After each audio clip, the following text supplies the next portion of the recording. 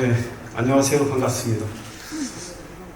제가 이 회견문을 다 보고 고치고 해서 아마 배포를 해드렸는데, 이거 다 읽으려면 시간 한참 걸립니다. 그래서 PT 자료 중심으로 말씀을 드리겠습니다. 그리고 제가 다 직접 만지고 고친 내용이니까 회견문은 제 이야기로 쓰셔도 좋겠습니다. 또 보도자료도 준비를 했습니다.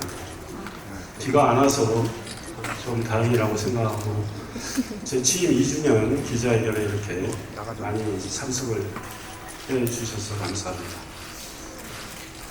2년을 돌이켜보면 국회의원 때보다 정말 힘들다는 생각을 거의 매일 하고 있습니다. 선거구가 4개인 도시인데 단순히 국회의원의 4배 정도가 힘든 게 아니고, 제가 체감하는 것은 40배, 50배 정도 됩니다. 평생 안 맞던 링거도 3번 맞았고, 어떤 날은 단 1분도 못 쉬는 그런 날도 여러 있습니다. 그럼에도 불구하고 저를 선출해 주신 시민들께 제가 해야 할 책무는 일과 성과로 보답해 드린다는 그런 마음으로 일을 하고 있고, 함께 일하고 계신 우리 여기 특례시의 모든 공직자들이 참으로 일을 잘해주셔서 매우 힘들지만 보람을 느끼면서 일을 하고 있다는 말씀을 드립니다. 2년간 일을 하면서 제가 느낀 것은, 정치도 그럴 것이라고 생각을 하고, 행정에 있어서 정답이 있다면 뭐니 해도 민생과 진심이다, 이런 생각을 합니다. 회견문에 민생과 진심이란 말이 있는데 싱글 코트를 넣으라고 했더니 안 넣더라고요. 인정하실 때는 싱글 코트를 넣어주시기 바랍니다. 누구나 민생을 이야기를 합니다. 국회에서 민생 이야기를 합니다. 저도 국회에 있었지만 과연 얼마나 민생을 잘 국회가 챙길까, 이런 생각을 해봅니다. 시정을 운영하는 시장과 우리 시의 공직자들은 거의 온종일 민생이라고 생각합니다. 민생 현장에서 많은 목소리를 우리가 접하면서 여러 가지 문제를 하나둘씩 해결해 나가는 그런 것들을 하고 있습니다. 회피할 수 없는 일들을 하고 있습니다. 말로만 민생하는 게 아닙니다. 또 일하는 척 하는 게 아닙니다. 정말 일과 성과로 민생을 챙기고 행동으로 또 시민들께 보여드리고 있습니다. 이런 것들을 2년간 하면서 민생과 진심으로 계속 성과를 내고 시를 발전시키고 시민들의 삶의 질을 높인다면 시민들은 그 진심을 알아줄 거라고 생각합니다. 우리 시의 모든 공직자들이 하는 그런 진심이 담긴 민생을 챙기는 일들이 시민의 가슴에 다 닿을 걸로 저는 생각을 합니다. 제가 시민들을 만나면서 그걸 많이 느끼고 있습니다.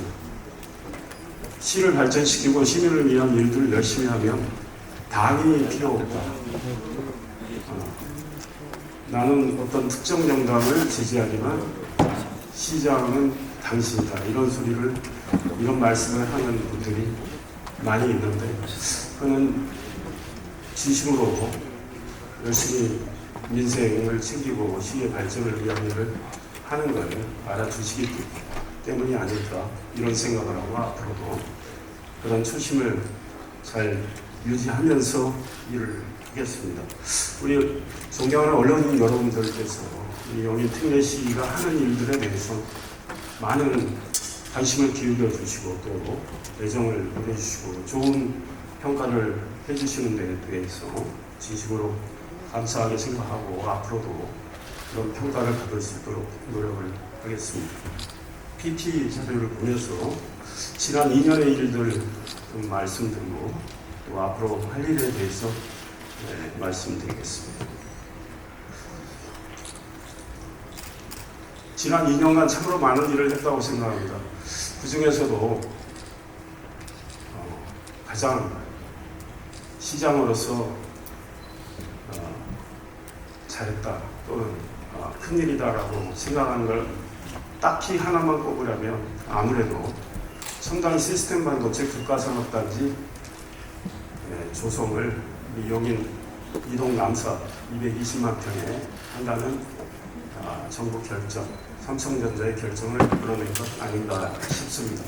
제가 2022년 7월 1일 취임을 했고 사실 9월부터 시작을 한 일입니다. 공식적으로는 10월 초에 시작을 해서 정말 6개월 만에 국가산단이라는 과거 같으면 지난 정부 같으면 상상하기 어려운 수도권 핵심 지역인 용인에 국가산단을 조성한다는 발표를 이끌어낸 것, 그리고 용인 발전은 물론이고 대한민국의 미래 경쟁력을 좌우하는 가장 핵심 산업을 용인에서 앞으로 키워나가는 것, 이것이 아닐까 이런 생각을 합니다. 여러분들도 너무 잘 아시지만 220만 평에 삼성전자가 360조 원을 20년 동안 투자를 해서 반도체 생산 라인 탭이라고 그러죠. 6개를 건설을 하게 됐고 150여 개 반도체 소재 부품 장비 설계 기업들이 입주를 해서 세계 최대 규모의 반도체 생태계를 조성하게 됩니다. 이미 시작이 됐던 SK 하이닉스의 온산면 용인 반도체 클러스터 122조 원 투자 126만 평 생산 라인 4개 50여 개 소재 부품 장비 기업, 이 대형 프로젝트와 함께 우리 용인의 미래를 밝게 개척할 것이고 대한민국의 반도체 산업을 초격차 유지하도록 하는 소위 앵커 지역이 될 거라고 생각하고 차질 없이 진행을 하도록 하겠습니다. 이와 더불어서 삼성전자가 41년 전에 대한민국에서 제일 먼저 반도체를 시작했던 삼성전자 기흥 캠퍼스 37만 평에 또 20조 원의 투자가 이루어지게 됩니다. 미래연구단지라는 이름이 붙여지게 되는데요. 차세대 반도체 기술을 연구하는 곳이 될 겁니다. 플랫폼 시티 83만 평에는 반도체 소재 부품 장비 기업을 비롯해서 4차 산업 R&D 시설이 들어서게 되고 구성력을 중심으로 교통, 허브 지역으로 거듭나게 됩니다. 그래서 제가 취임한 이후에 처음 만든 말이 L자형 반도체 벨트입니다. 이 L자형 반도체 벨트, 플랫폼 시티를 제외하고 삼성전자 기흥 캠퍼스, 삼성전자 국가산단, SK 하이닉스, 용인 반도체 클러스터, 이 세 곳에 502조 원의 투자가 이루어집니다. 경기 남부 메가 클러스터, 반도체 메가 클러스터 조성을 위해서 622조 원이 투자된다는 이야기를 현 정부가 계속하고 있는데 그 중에 502조 원이 용인에서 투자가 되고 이 프로젝트들이 다 완성이 되면 우리 용인은 세계에서 단일 도시로는 최대 규모의 반도체 생태계를 가지게 될 것입니다. 이런 점을 염두에 두고 나중에 말씀드리겠지만 우리 용인의 미래 구상을 해야 되고 도시 공간 구조도 바꿔 나가야 된다고 봅니다. 작년 7월에는 경기도의 7개 시가 경쟁을 한 결과가 나왔습니다. 반도체 국가 첨단 전략산업 특화단지 지정과 관련해서 우리 용인, 평택, 화성, 오산, 남양주, 노양 하나 어딘가요? 한 군데 더 있는데 7개 도시가 7개 도시가 특화단지 지정받기 위해서 치열한 경쟁을 했습니다. 결과는 용인과 평택이었습니다. 용인의 3곳, 기흥 캠퍼스, 국가산단, 용인 반도체 클러스터 389만 평 되죠. 이곳과 평택의 삼성전자 고덕산단 한 곳, 이렇게 특화단지가 됐습니다. 특화단지 지정 받음으로 인해서 정부 지원을 훨씬 수월하게 받게 됐습니다. 도로, 용수, 전력 등 기반시설 지원을 받게 되고 입주기업 세제 혜택 지원, 인재 양성 등이 이루어지게 됩니다. 중요한 것 중에 하나가 현 정부의 파격적인 정책인데 인허가 타임아웃제가 시행이 됩니다. 인허가 하는 과정에서 60일 안에 인허가가 이루어지지 않으면 60일 이후에 자동 인허가로 간주하는 이런 제도가 이 특화단지에는 적용이 됩니다. 그래서 반도체 속도전에 기민하게 대응을 할 수 있게 됐습니다. 이 일도 매우 의미 있는 일이라고 생각을 하고 이 특화단지 지정을 받았기 때문에 우리가 속도전을 계속 펼 수 있습니다. 작년 11월 15일에는 국토교통부가 저도 현장에 갔지만 이동읍 69만 평의 반도체 특화 신도시를 구성한다는 발표를 했습니다. 1만 6천 가구 3만 8천 명이 사는 반도체 특화 신도시를 조성을 한다. 2034년 완성 계획이었는데 2, 3년 앞당기기로 했습니다.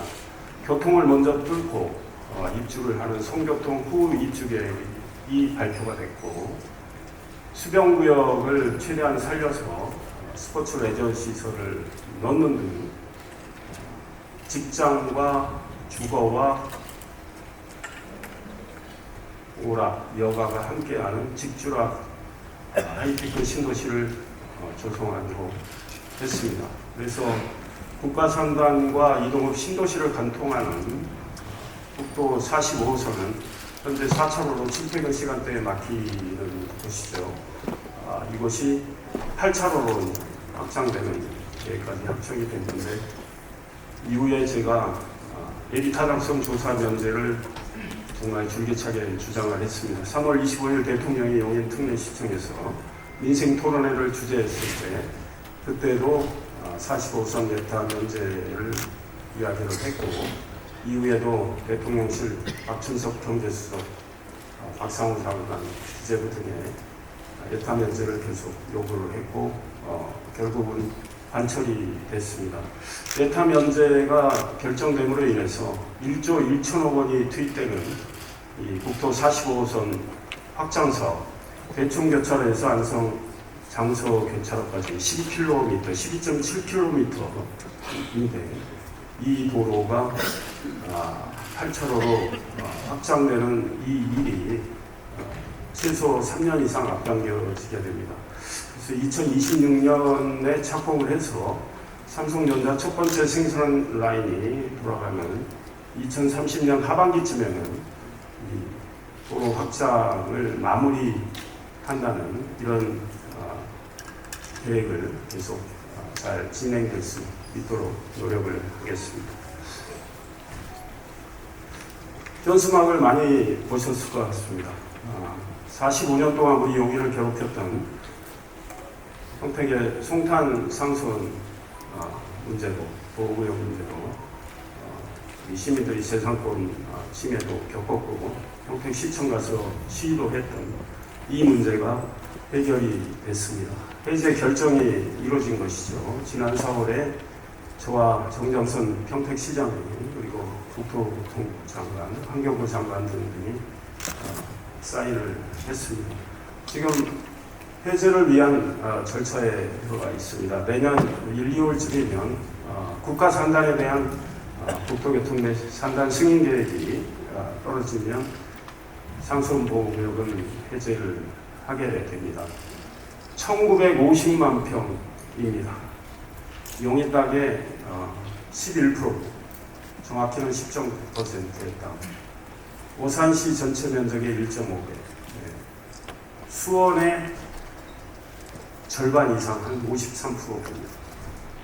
동탄 1, 2 신도시 합친 거에 거의 2배인 엄청난 규모의 땅이 규제에서 풀려나게 돼서 우리가 향후 광역시를 바라보면서 도시계획을 해야 되는데 우리 미래 발전에 중요한 터전이 되리라고 생각을 하고 저희들도 이곳을 어떻게 앞으로 자연도 보존하면서 잘 개발을 해서 좋은 기업들이 입주를 하고 또 주거 공간, 문화예술, 생활체육 공간을 확충해야 할지 앞으로 깊은 연구와 검토를 해야 하는 상황입니다.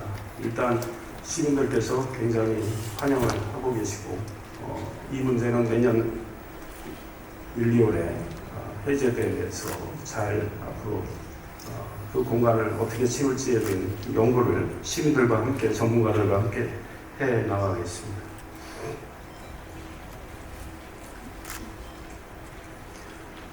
(3월 25일) 대통령 주재 민생 토론회에서 우리 용인의 그 수건 사업 중에 하나인 특기처인 거죠.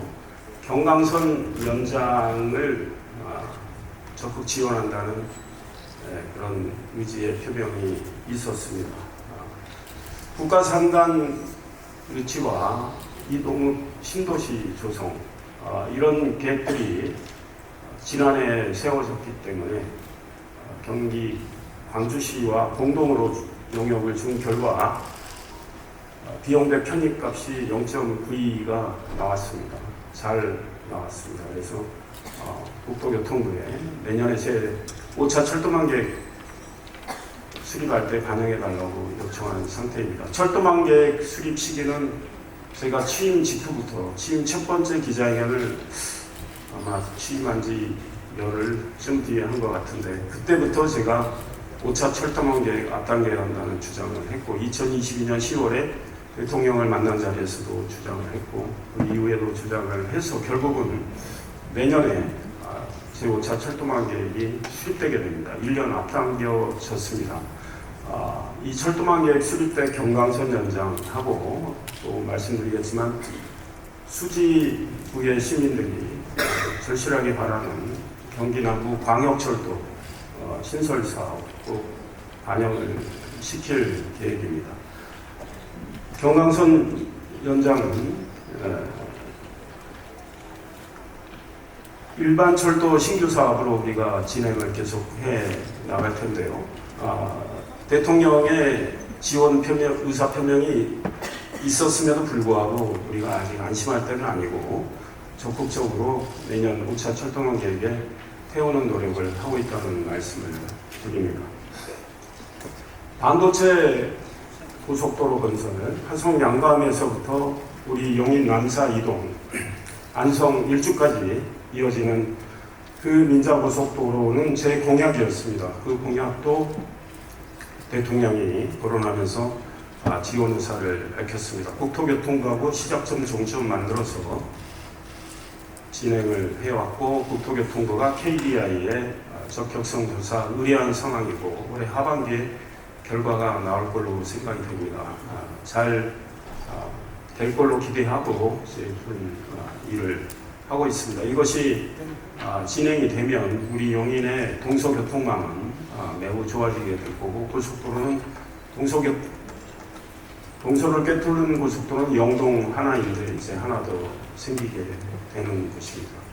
반도체 마이스터 고등학교 교육부 중앙투자심사를 통과를 했습니다. 이 역시 대통령의 의지를 표명을 했고 교육부 중투를 통과를 해서 신설이 사실상 확정된 상황입니다. 2026년 3월 남사에 폐곡된 남북분교에 세워질 계획이고요. 기숙사가 있는 384명의 학생이 공부를 하게 되는 학교이고 455억 원의 예산이 투입이 됩니다. 경기교육청에서 마이스터고 지정을 머지않아 해줄 텐데요. 그렇게 되면 50억 원의 국비가 나오게 됩니다. 대통령이 PPT 자료에는 없지만 이야기하는 것 중에 또 다른 것이 특례시 지원 특별법입니다.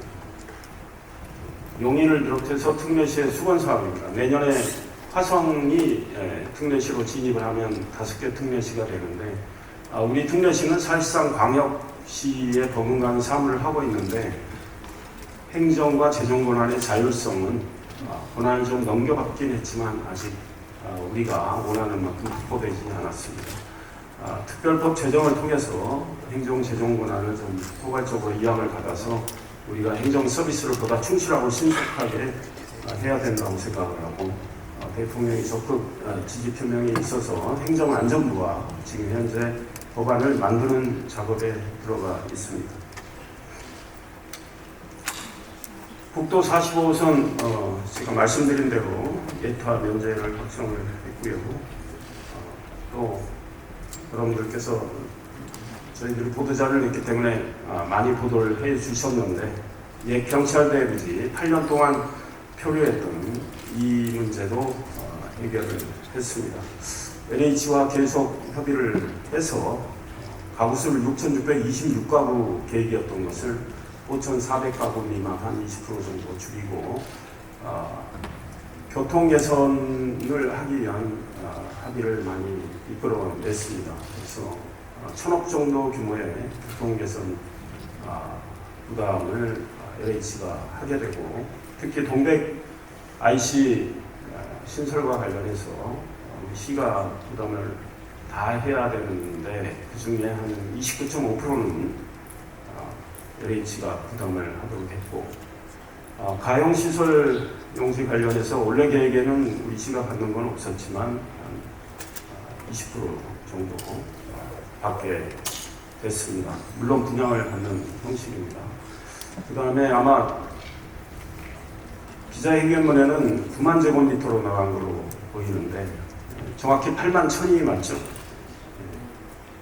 약 2만 5천 평의 기존에 있던 운동장, 실내 체육관 이런 등의 시설은 우리가 기부 체납을 받아서 생활체육 문화예술 시설로 활용을 할 계획입니다.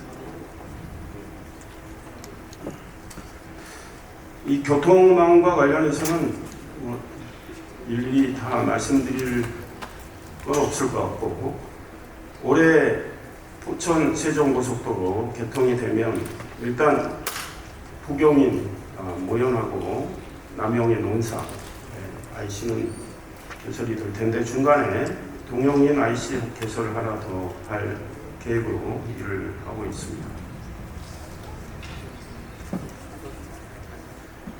경기 남부 광역철도 사업 지하철 3호선 연장의 대안 노선입니다. 민선 7기 때는 지하철 3호선 연장은 사실상 무산 상태였습니다. 수지를 거쳐서 수원 광교까지 가는 이 사업과 관련해서 우리 용인도 수원도 차량 기지를 내놓을 땅이 없다고 해서 서울시가 지켜보다가 그럼 우리는 수소 차량 기지에 옮기지 않고 그 위에 건물을 올려서 복합 개관하겠다고 발표를 했습니다.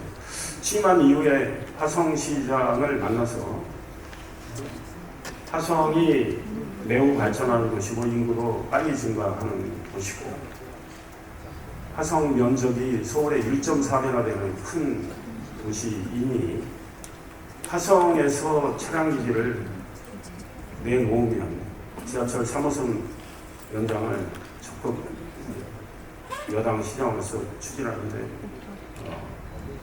노력을 하겠다는 이야기를 했고 화성시장이 차량 기지를 내놓겠다고 했고 지난해 5월 제가 오세훈 서울시장하고 약속을 잡고 성남, 수원, 화성시장 세 분을 모시고 만났습니다. 그 자리에서도 화성 정명근 시장이 차량 기지는 화성 동담지역에 충분히 마련할 수 있다 이런 이야기를 했습니다.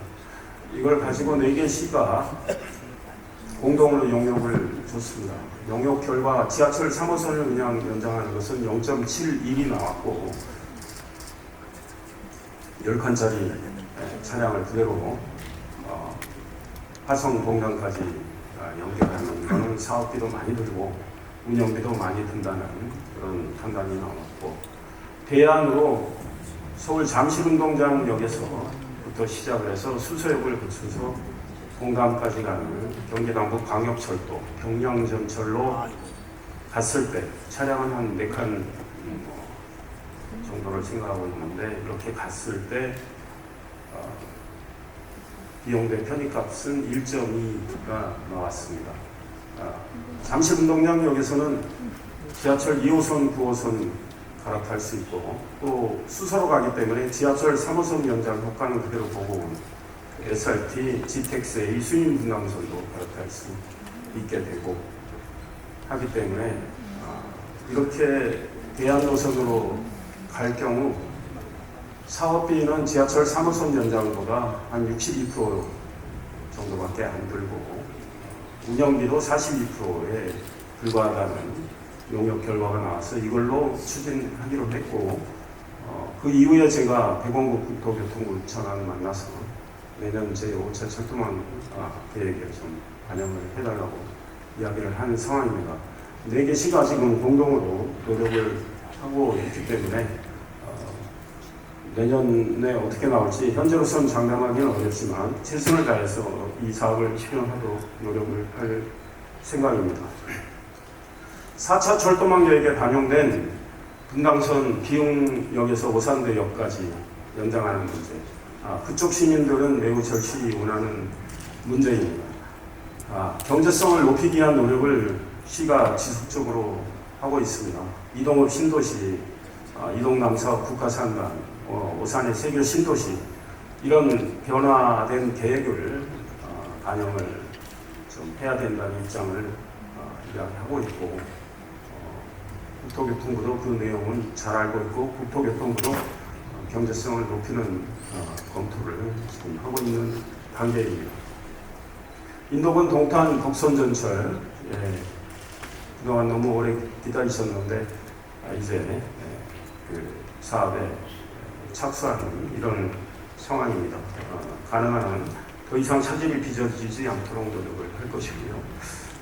SRT 복복선과 구성역 신설 문제도 좀 주력을 앞으로 할 계획입니다. 지난 3월에 처음으로 이 계획을 발표를 했고 제가 보도자료를 통해서 알린 뒤에 성남에서도 따라온 상황인데 다만 성남은 구성역이 아니고 이제 성남 쪽 역 이야기를 하고 있습니다. 지금 지제에서 오송까지 복복선 계획이 착수되어 있는 상황이고 이것을 수서에서 지제까지 복복선 하루 만들어야 다 연결이 돼서 소위 교통 편의가 훨씬 증진이 된다. 그 다음에 우리 입장에서는 SRT와 GTX-A가 지금 같은 선로를 쓰기 때문에 앞으로 그 인구도 계속 증가할 경우를 생각을 한다면 시민들 불편이 좀 발생할 수 있어서 복복선화를 하고 거기에 구성역을 세운다면 플랫폼 시티 계획에 잡혀 있는 구성역 중심의 교통 허브가 훨씬 제대로 기능을 수행할 수 있겠다는 생각으로 이걸 추진을 하고 있습니다. 성남 쪽에서 복복선 계획이 생긴 다음에 역을 신설한다는 주장을 하게 될 경우 구성역과 경쟁을 하게 될 텐데 연계교통이라는 측면에서 구성역이 훨씬 유리하지 않을까 이런 생각을 하고 준비를 잘 하도록 하겠습니다. 그 이야기고요. 송탄 상수원보호구역 말씀드린 대로고 대한민국 연극제 지금 시작이 되고 있으니까 언론 여러분들께서도 좀 관심을 가지시고 관람도 하시면 어떨까 싶습니다. 지금 16개 팀이 본선에 올랐고 지난해 인천과 경쟁해서 이긴 최고 그 권위의 연극제가 용인에서는 처음 열리는 것이고 경기도에서는 18년 만에 열리는 연극계의 최고의 축제입니다. 그래서 좀 관심을 많이 가져주시면 감사하겠고요. 16일부터는 제1회 대한민국 연극제를 시작을 합니다. 지난해 이 연극제를 유치하면서 제가 우리 연극을 사랑하는 대학생들에게 꿈과 끼를 중간에 북돋워 주자 해서 시작을 별도 예산을 잡아서 하게 됐고요. 48개 대학팀이 참가 신청을 했습니다. 그 중에 12개 팀이 본선에 올랐고요. 7월 16일부터 대학 연극제가 시작이 되는데 앞으로 대학 연극제는 용인에서 계속 좀 해볼 생각이고, 연극제 홍보대사를 맡아주신 10분의 배우들, 그 다음에 명예대회장을 맡아주신 이순재 대배우, 이런 분들이 대학 연극제 참으로 뜻깊은 행사다. 본인들도 정말 잘했다고 생각한다. 적극 지원하고 돕겠다는 메시지를 냈습니다. 연극제가 끝나면 이미 예산은 잡혀 있고요. 포근아토를 42억을 들여서 내부 객석을 1260석에서 1540석으로 늘리고 음향 영상 시설도 업그레이드 합니다. 1500석 이상이 되는 아트홀이 있어야 훨씬 더 훌륭한 공연을 할 수 있기 때문에 이번에 포근아토 개조 작업에 들어가서 올해 안에 마무리할 계획입니다. 내년에는 지난해 스마트 관광 거점 도시로 우리 용인을 선정되도록 했습니다. 문체부와 관광공사로 하여금 선정되도록 했는데 45억 원의 국비가 나옵니다. 이것과 우리 시비를 5대5 매칭으로 해서 포근아톨 바깥 지역을 또 바꾸게 됩니다. 포근아톨 광장을 비롯해서 아톨 건물 매대 개 문화의 냄새가 나도록 많이 바꿀 계획입니다. 대형 스크린도 만들고 미디어 포스터도 좀 쏘고 해서 포근아톨을 문화의 핵심 거점 공간으로 만들 계획입니다. GTX-A 구성역 2월 29일 개통이 됐고요. 13개 버스 노선 조정에서 현재 29개 노선이 다니고 있고 12월 말로 지금 현재는 이야기를 하고 있는데 조금 늦어질 수도 있다는 생각이 드는데 제가 국토교통부 차관에게 꼭 좀 지켜줬으면 좋겠다는 이야기도 했는데요. 2번 출구, 아마 개통이 되면 5번 출구가 되나요? 그렇습니까? 영수증 5번 출구? 5번 출구가 개통이 되면 또 5개 버스 노선을 거기에 투입을 하게 됩니다. 그래서 연계 교통망을 계속 좀 확충을 해 나갈 계획입니다. 만약에 SRT 복폭선화가 돼서 구성역이 생길 경우에는 이쪽에 또 연계 교통망을 더욱더 확충을 할 수밖에 없는 상황이고, 그거는 이제 계획에 잡히는 대로 저희들도 또 구상을 해 나갈 생각입니다. 우리 시민들과 제가 읍면동을 돌면서 미팅을 지금 하고 있는데, 기흥구 수지구는 끝냈고요. 처인구 이제 12번 남아있는데, 많은 말씀을 하시는 게 마을버스 개차가 너무 길다.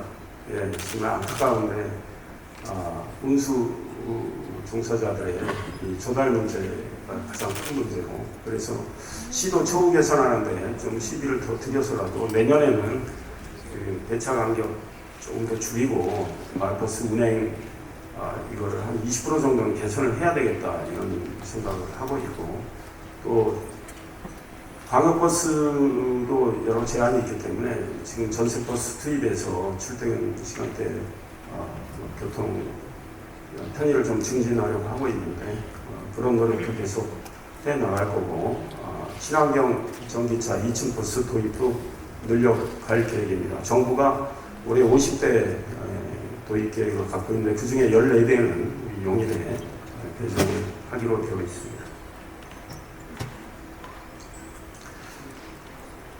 학교가 올해 초, 중2, 초중고에 하나씩 들어서 이제 187개 초중고가 됐습니다. 이게 특수학교 별도로 있고요. 지난해부터 제가 초중고 교장 선생님들 그룹으로 나눠서 2시간 반에서 한 3시간 정도 미팅을 하면서 학교별로 이야기 듣고 도와드릴 수 있는 건 다 도와드리고, 정말 우리 학생들의 통학 안정과 학교 시설 개선에 진심을 다해서 일을 하고 있고, 교장 선생님도 학교 선생님들 또 학부모님들은 그 진심을 저는 많이 알아주고 있다고 생각을 합니다.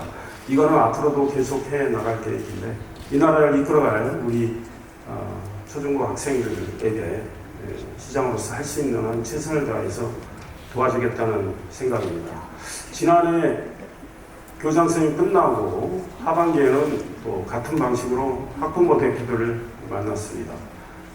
2개 특수학교 교장 선생님 학부모 대표, 일반학교 특수학교 교사 선생님 별도로 또 만났습니다. 13차례 간담회를 해서 도와드릴 수 있는 건 최대한 도와드리겠습니다. 올해도 시작을 해서 교장 선생님 미팅은 끝났고 특수학교 간담회 끝냈습니다. 하반기에 187개 초중고 학부모 대표들을 또 6차례에 걸쳐서 그룹으로 만나고 이야기를 듣고 현장 방문하고 도와드릴 수 있는 도와드릴 생각이고, 지난해 제가 학교를 33곳 갔습니다.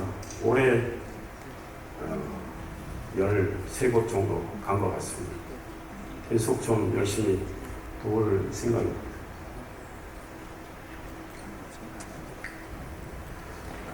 얼마 전에 특수학교 교장 선생님과 학부모 대표들과 간담회 한 2시간 10분 했는데, 한 학부모님이 동백에 사는 분인데 본인의 아이 이야기를 했습니다.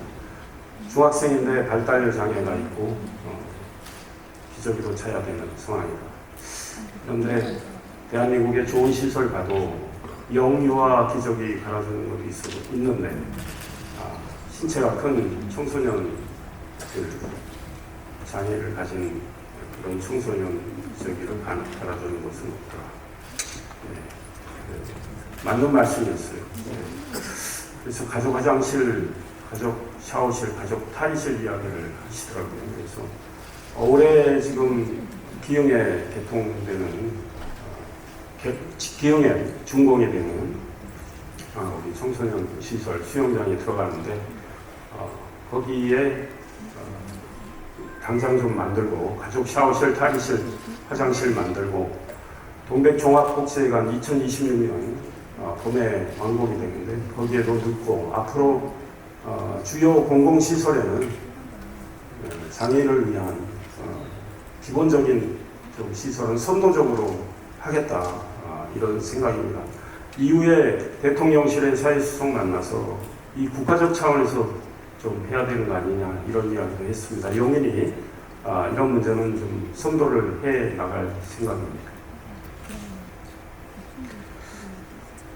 나머지는 내용을 좀 보시면 될 것 같습니다. 또 하나 더 말씀드리면, 장애인 평생학습도시가 최대 3년간 국비 지원을 받는 프로그램이 가동이 됐습니다. 지난해에 한 장애 학생 학부모님이 이게 3년 지원하고 나서 국비가 끊기면 프로그램을 계속할 수 있겠느냐, 프로그램 운영이 부실해지지 않겠느냐, 이런 말씀을 하시더라고요.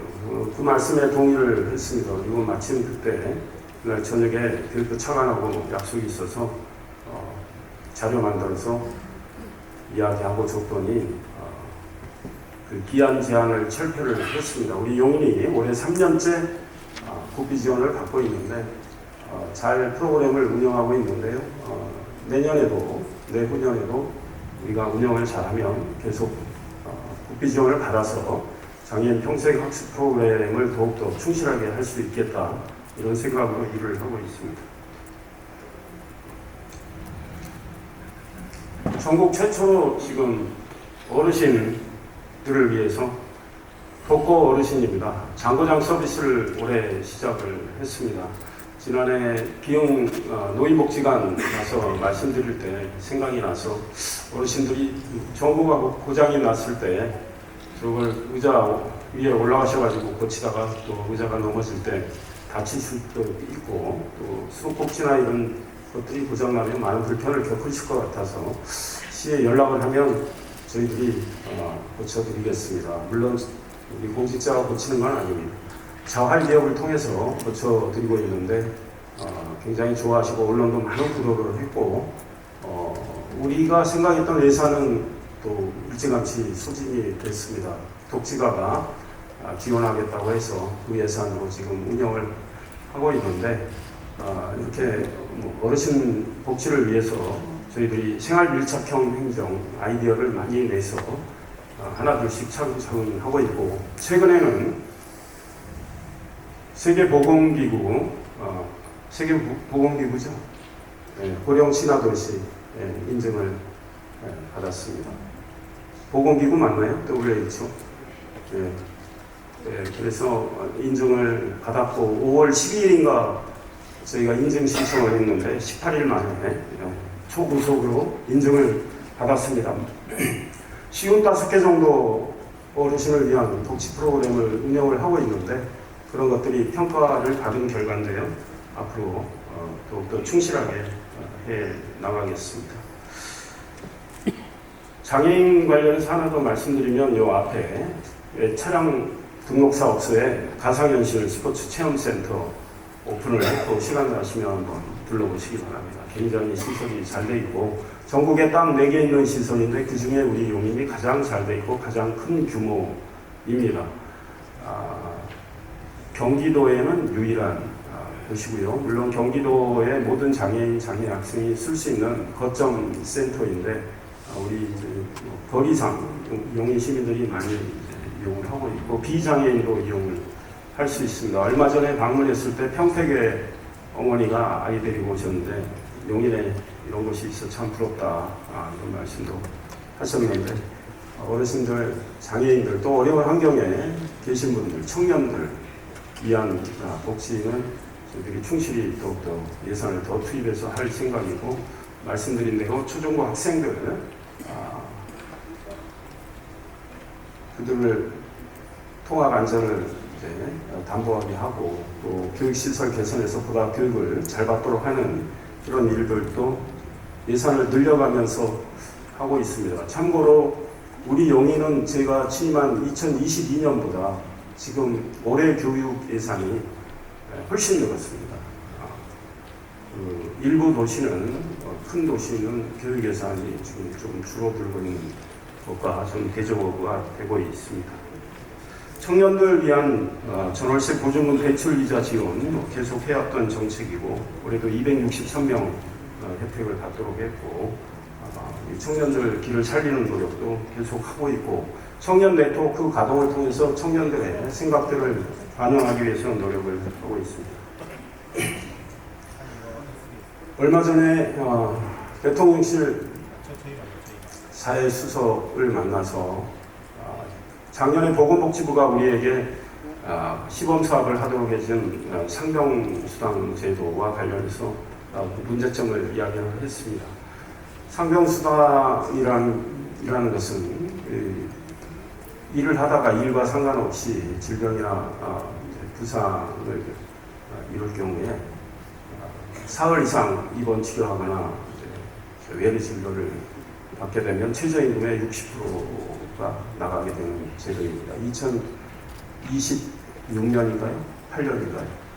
27년?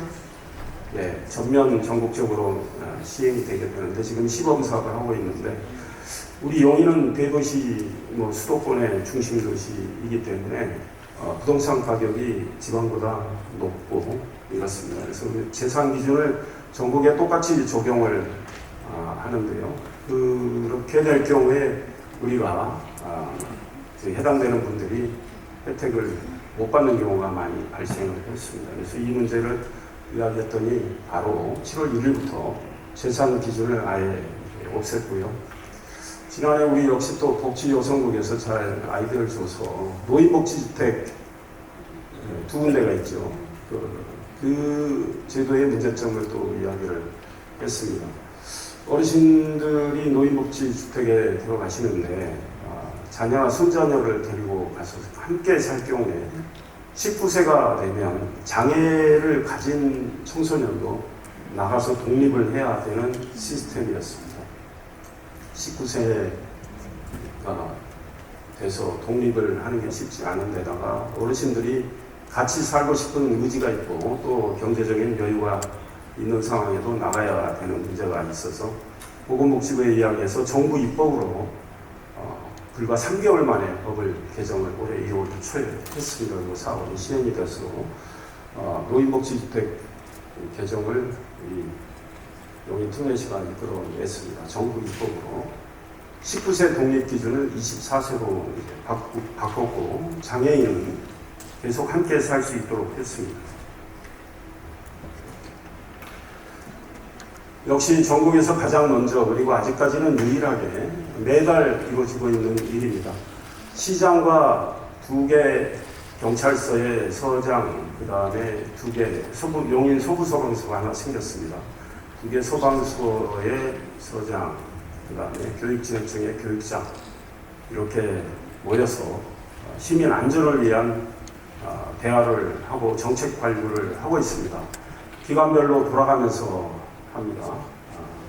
좋은 아이디어들이 많이 나오고 있고, 주로 시가 예산 부담을 해야 되는 일들이 발생하지만 시민 안전을 위한 것이기 때문에 적극적으로 제가 예산을 책정을 해서 일을 하고 있습니다.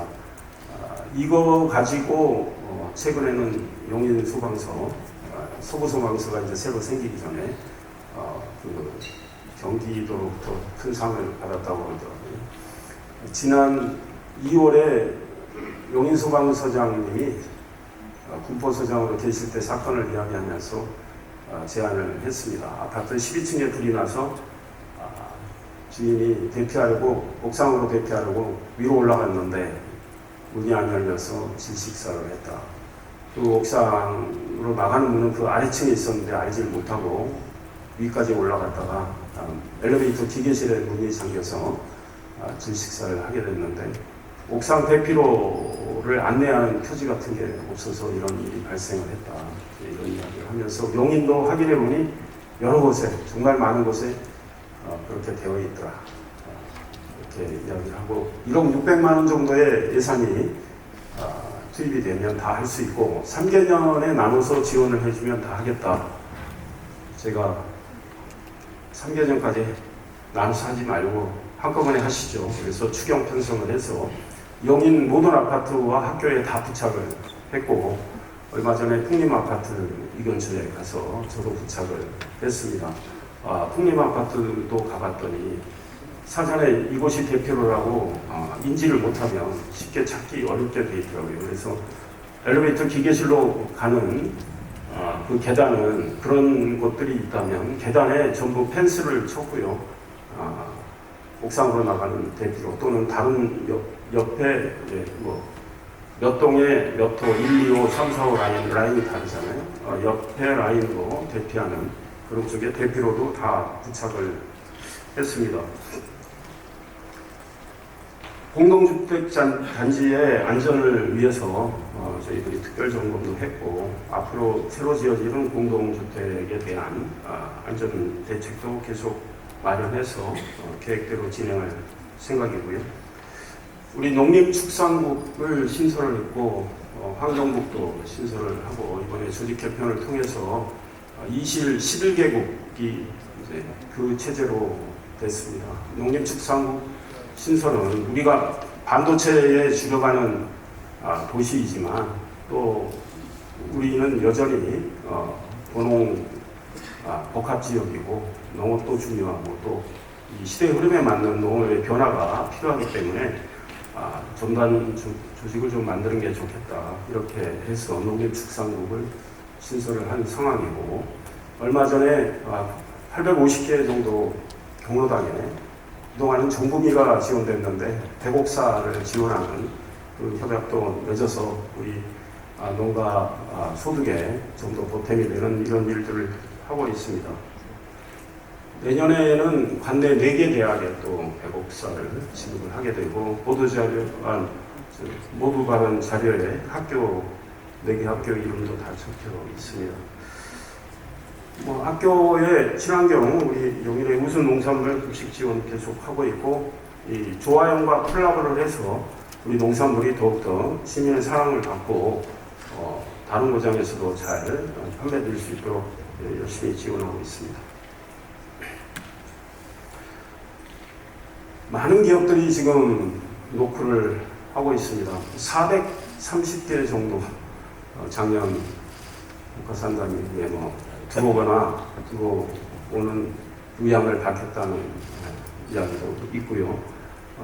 실제로 굴지의 기업들이 용인에 지금 입주를 희망을 해서 우리 승인이 나간 것도 있습니다. 세계 4위의 반도체 장비 업체인 도쿄 일렉트론은 운삼 SK 하이닉스 반도체 클러스터 옆에 우리 일반 산단에 R&D 센터를 하겠다고 해서 승인을 받았고, 램 리서치는 지난해 본사를 판교에서, 한국 본사죠, 판교에서 우리 지곡동으로 옮기겠다고 해서 건축 허가가 나왔고, 최근에는 삼성전자 기흥 캠퍼스 옆에 삼성전자 협력 업체인 반도체 장비회사 세메스가 한 2,500억 원 정도 투자하는 R&D 시설을 하는 계획이 경기도 지방산단 심의에서 통과가 됐습니다.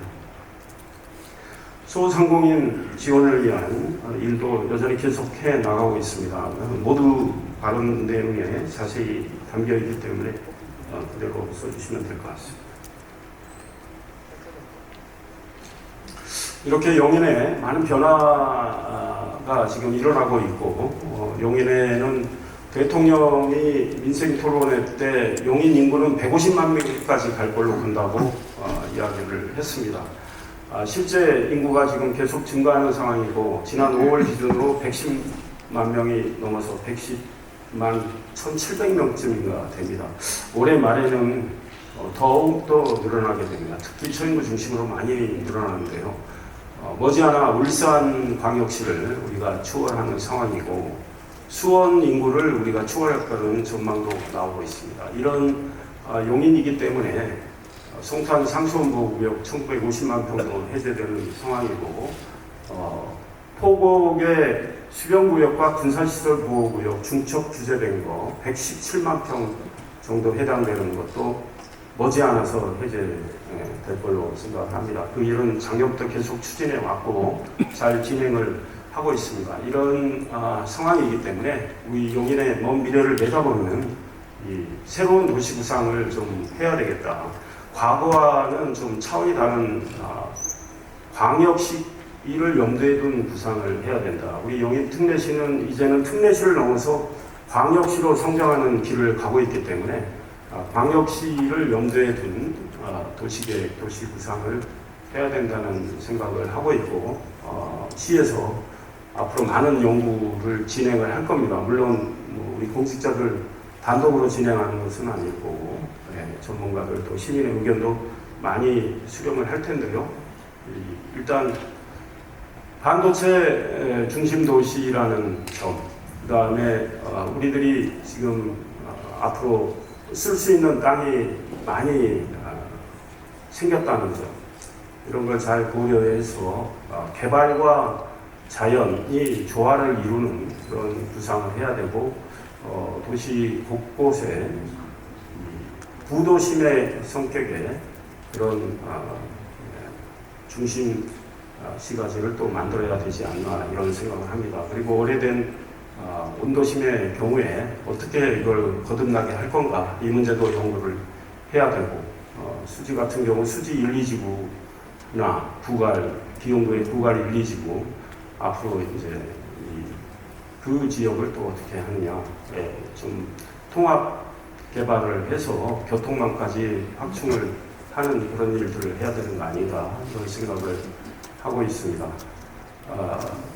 이 각종 인센티브를 줄 수 있는 것도 좀 고려를 해서 이 도시의 이 주거 환경도 개선을 하고 시민들이 삶의 여유를 좀 찾을 수 있는 문화예술, 생활체육 공간도 확보를 해 나가야 되겠다, 이런 생각을 하고 있습니다.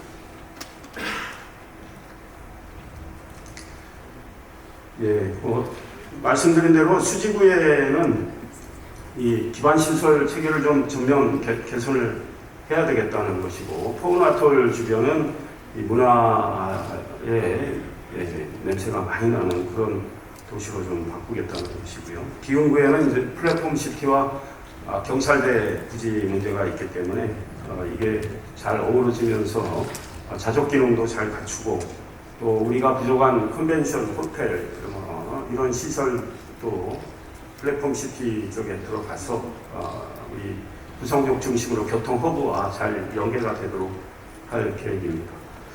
저인구는 역시 송탄 상수원보호구역이 해제될 경우에 이 자연 친화적인 어떤 개발이 이루어져서 좋은 기업도 입주를 시키되 방류수 관리나 이런 걸 철저히 해서 평택에 피해를 주지 않도록 좀 할 계획이고, 역시 주거 공간, 문화, 예술, 생활체육 공간도 확충을 해 나가겠습니다. 우리 모현이나 포곡 이쪽으로는 올해 개통이 되는 포천 세종 고속도로, 그다음 저희 외곽 순환 고속도로 이런 교통 기반과 연계해서 좀 더 삶의 이 생활의 환경을 개선을 해 나갈 것이고요. 역시 에버랜드 자연 휴양림이 있기 때문에 우리 이걸 관광 자원으로 더욱더 활용을 하겠다는 생각을 하고 있습니다. 네, 노후계획 도시 정비를 통한 도시공간 재편성 연구도 이제 하고 있고요. 역세권 복합개발 유도를 하고 말씀드린 대로 다양한 공공기여를 받을 수 있는 방안을 또 강구를 할 것입니다. 기반시설 개선을 또 해나갈 계획입니다. 역시 소규모 개발보다는 통합적인 개발을 하는 게 낫지 않을까라는 의견들이 많이 나오고 있습니다.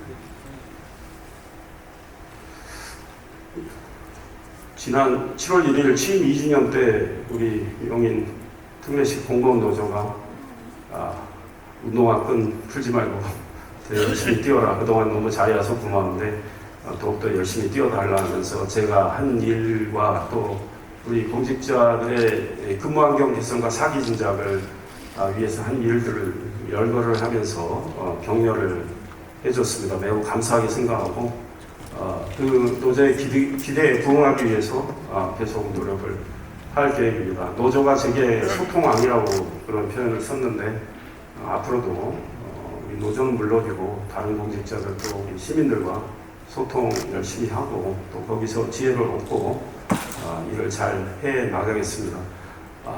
다만 저는 그런 건 분명합니다. 얼버무리는 스타일은 아닙니다.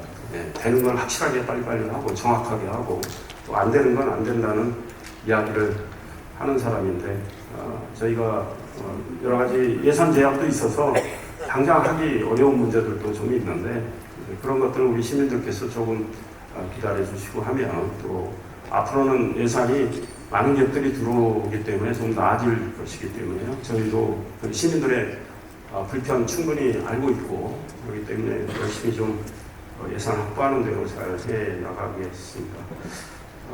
지난해 3월 15일 국가산단 발표 이후에 노조가 시장님 큰일을 하셨습니다. 이런 성명도 발표해서 제가 깜짝 놀랐고 다른 심지어 중앙지 언론도 국민의힘 소속 시장한테 노조가 이렇게 해서 관심도 보이고 기사도 쓰고 그랬는데 올해 3, 4월에도 또 하나 냈고요. 그런 걸 이제 보면서 제가 열심히 일하면 정직하게 일하고 투명하게 일하면 그리고 성과를 내면 진심이 닿아서 알아주는 거 아니냐 이런 생각을 또 했습니다. 앞으로도 그런 각오로 열심히 뛰겠습니다. 앞으로 2년 일하는 동안에 이 자리에 계신 우리 언론인 여러분들이 또 많이 지혜도 주시고 가르침도 주시고 하면 좋겠습니다. 오랜 시간 경청해 주셔서 감사합니다. 이제 질문 받겠습니다. 감사합니다.